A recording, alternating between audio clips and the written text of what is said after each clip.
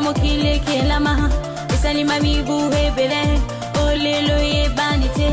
isali bambula hebele oyo moto mokwa ye esengo pesa etondi biso kati ya mitema bandeko balandi avant télévision ya kozala lisusu liboso yaba etando na bino mokolo mwalelo bo momesano esika wapi tokutanaka penza na tina ya koyeba manaka na biso na kati ya calendrier africain moko ezali na kati ya bokoko na biso baindo totondi bino botondi pe topesi bino bambote penza ya mingi na bisika nyonso yebozwami bino bayeboko pesa kabiso tango pe ngonga solo tango pe koki oyo wapi tokuluwa koyeba manaka na biso na kati ya calendrier africain tikato simba babuku na bikomeli na biso na tina ya kokoma ete mokolo mwalelo kati na manaka na biso tozali bongo mokolo mwa konso ya zomi na sambo ebandeli bongo ya bopemi ya mitano sanza ya zomi eleko ya mine eleko ya kisiu mobu monkama na tuku misato na misato na kati ya manaka na biso baindo oyo balani bongo na manaka ya bapaya mokolo mwalelo samedi le 18 juin 2022 tokobalisaka yango na tina ete topesa bongo pole kondela bongo lengi kani manaka na biso ekotambola kapamba te toali na ino na kati ya transition kosela pe bongo manaka ya bapaya netina o wapi tokolakisa kabino pe lisusu yango kasi ya motu ezalaka tango nyonso boli konda bongo émission iye mokolo mwalelo esenga mina bino kosimba penza malamu manaka na biso na kati ya calendrier africain o tokolobaka tango nyonso moko ezali na kati ya bokoko na biso baindo solo bandeko bandi avant télévision tokosuka ka biso na bino wana te se na kolimbolela bino manaka na biso tokoyaka lisusu na tina penza ya kotombela bambotama elamu na bino banso baibobotama bongo mokolo mwalelo na bisika nyonso yebozwa mito tombeli na bino bambotama elamu bambutukulu ya mbote tata mokeli akanisela bino penza na kobakiselaka bino mikolo ebele na kati ya bomoi na bino tina ete bokokisa maibosila koyana yango na mokili tika tokende bongo kotombela bongo mbotama elamu epa ya nengwa nkumbu mpila bango basila kobotama penza mokolo mwalelo totombeli bino bambotama elamu bambutukulu ya mbote na bisika nyonso iye bozwami totombela lisusu mbotama elamu epa ya bebe prince elonga ngala nzumbu bango basila penza kobotama bongo mokolo mwalelo totombeli bino bambotama elamu bambutukulu ya mbote wana mbasi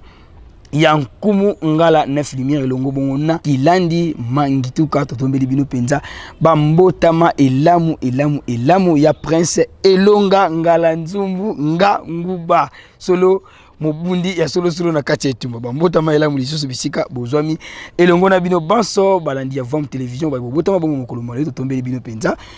mbotama elamu tika tozonga lisusu kuna epai ya nkungala totala bongo bonzenga bwa bino pe tocha bongo baloyembo tosepelaka bambotama ya mokolo na mokolo tosepela elongo na bino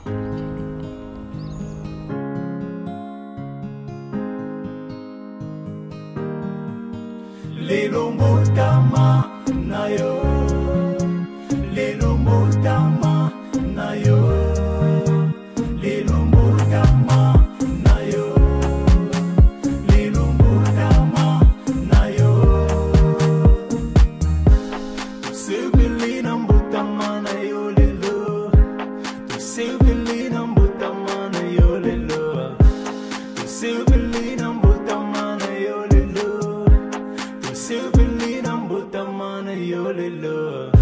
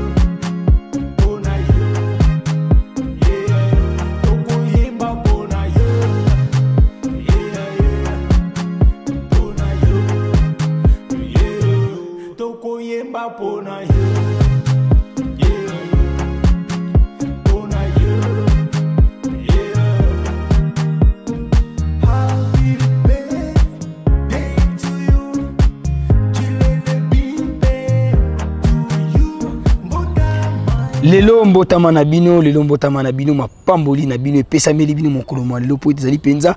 mokolo ya esengo bumilengela kaka na tina iti ya koyamba biso pamba te mokolo mwa lelo toli bongo na mokolo ya bisengo 9 lumière kumungala bisika bozali kilandi mangituka sima na biso ko bima na plateforme télévision tozo kitana ekuke na tina bongo ya kokabola penza mwa moteke na tina ko sepela bongo mbotama elamu ya mbasi na biso bébé prince elonga ya mokolo mwa lelo lisusu bambotama elamu bamutukulu ya mbote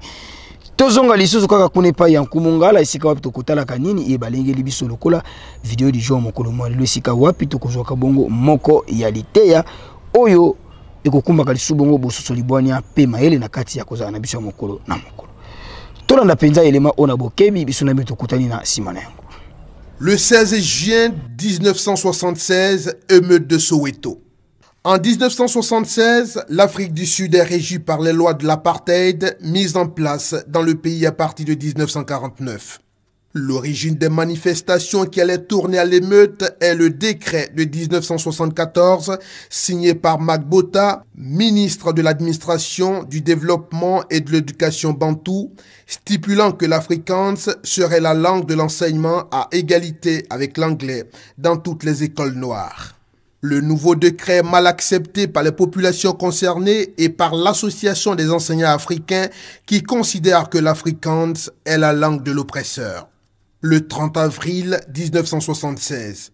les enfants de l'école junior d'Orlando West, un quartier de Soweto, se mettent en grève, refusant d'aller à l'école. Leur mouvement s'étend alors durant le mois de mai à d'autres écoles de Soweto pour demander le même traitement que les écoliers blancs. Le 13 juin, un comité d'action est constitué qui décide d'organiser un grand rassemblement pour le 16 juin. Le mercredi 16 juin, avec le soutien du mouvement de la conscience noire, entre 10 000 et 20 000 écoliers et étudiants noirs se rassemblent dans la matinée pour protester contre l'obligation qui leur est faite de suivre l'enseignement en afrikaans. Ils se réunissent autour de banderoles pour protester et exprimer leur opinion pacifiquement ainsi que d'éviter tout affrontement avec la police. Les autorités n'ont dépêché sur place qu'une cinquantaine de policiers à qui le ministre de la Justice, Jimmy Kruger, a ordonné de rétablir l'ordre à tout prix et d'user de tous les moyens pour disperser les manifestants. Le 17 juin, le South African Defence Force est mis en alerte. Durant plusieurs nuits, des véhicules sont incendiés dans les townships de Johannesburg, dont une cinquantaine de bus. Pour disperser la foule, la police tire à balles réelles, causant au moins 23 morts.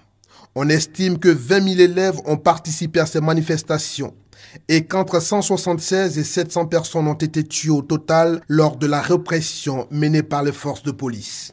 En juillet 1976, pour calmer les protestations, le gouvernement retire le décret sur l'enseignement en afrikaans. Matono mingi bande ko balandi ya vamu télévision etando ya bonsomi ya bwania pe ya bolamusi baindo na pongi. Solo na pasi na motema kotala bongo elema iye basili bongo kotiela biso na vamu télévision pona mokolo malelo. Lolongi kali mondele ya kosakana kana biso penza tina niveau moko o elongo banite. Histoire ba chanjaka yango te.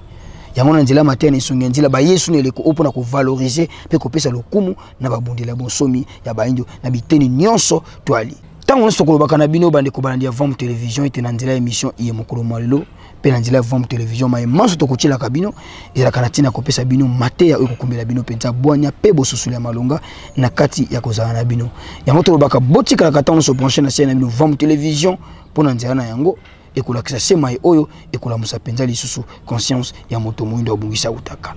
matondo ya biso mingi kozonga pa ni songa ndina fumu kosonga muzana pana na Angola moko bimisala ya fumu kimbangu poni nite na banengo akialakio poni nite na bangangonja ya fumu kimbangu pe babundela bonsomi ya bainga na bino pe lisubo kolanda kabiso tango nyonso na bokebi nyonso na vamu télévision bo sepela kina biso kokomela bino na bonzenga nyonso liboso bitando tozongisa matondo na tata mbala mantiadila petit mekosto kuna na sima ya kamera elongo na tata kwaku ya kalao maisha poni nite na kumungala 9 lumière kuna teni ya montage émission na bino mokolo malelo na bino baso bandi ya vamu télévision to tombeli na bino lisusu konso elamu okati ya mabota na bino kimia ya mfumu kimbangu ekuka bongo koingela biso na bitu kutani mokolo malobi bomo mesano na kati ya émission na biso mokolo malelo botikala mala.